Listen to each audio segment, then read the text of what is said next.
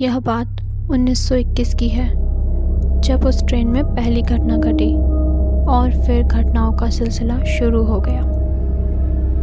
पहले विश्व युद्ध की बात है, जब एक अमेरिकी जासूस जापान के टोक्यो शहर से हिरोशिमा को हिताशी एक्सप्रेस से जा रहा था।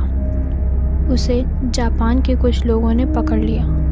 वह सब भी उसी ट्रेन से सफ़र कर रहे थे। उस समय विश्व युद्ध की वजह से जापान और अमेरिका के संबंध खराब चल रहे थे, जिसके चलते उस अमेरिकी जासूस को ट्रेन में सफ़र करते जापानी यात्रियों ने बुरी तरह मार दिया, मगर वह अमेरिकी आदमी अभी भी उस ट्रेन में दिखाई देता है।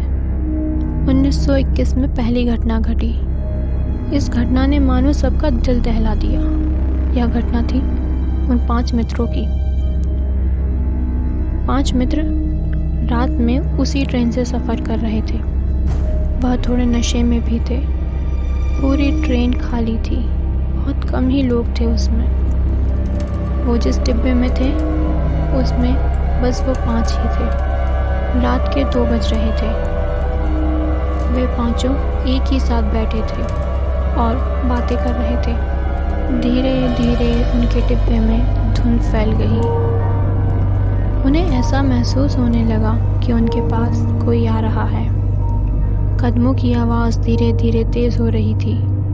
पांचों दोस्तों की दिल की धड़कन बढ़ रही थी और फिर अचानक आवाज़ रुक गई। वो सभी बहुत ज़्यादा घबरा गए थे, मगर फिर ये सोचा शायद यह उनका वहम है और सोने के लिए चल दिए। उनमें से 2 दोस्तों को नींद न आने के कारण वह ट्रेन के गेट पर जाकर खड़े हो गए। कुछ देर वहाँ पर बातें की और फिर उन्हें किसी के रोने की आवाज़ आने लगी, पर उनके डिब्बे में उनके अलावा कोई नहीं था, इसलिए उन्हें लगा बराबर वाले डिब्बे से आवाज़ आ रही है। जैसे ही उन्होंने अपना एक कदम आगे बढ़ाया, वैसे ही एक काला साया उनकी तरफ भागकर आया और उन्हें धक्का दे दिया। उन दोस्तों की चीख सुनकर वह तीनों दोस्त भी जाग गए। उन्होंने उन दोस्तों को ढूंढा, पर उन्हें कोई नहीं मिला। उन तीनों ने देखा कि उनके सामने एक अमेरिकी आदमी खड़ा है, जिसके सिर से खून निकल रहा है। उसका गला फटा हुआ था। वह उनकी तरफ बढ़ रहा था। वह तीनों बस चीखे जा रहे थे, पर उनकी आवाज़ उनके मुंह से नहीं निकल रही थी। वह बहुत तेज भागकर उन तीनों की तरफ बढ़ा और एक के शरीर में घुस गया। उसने पहले उन दोनों के हाथ और सिर काट दिए और फिर खुद को भी चाकू मार लिया।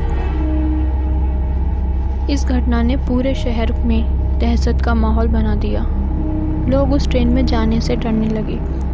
उस ट्रेन में इतनी सारी घटनाएं घटी कि वहाँ की सरकार ने वह ट्रेन हमेशा के लिए बंद कर दी, पर फिर भी यह सब पूरी तरह से बंद नहीं हुआ।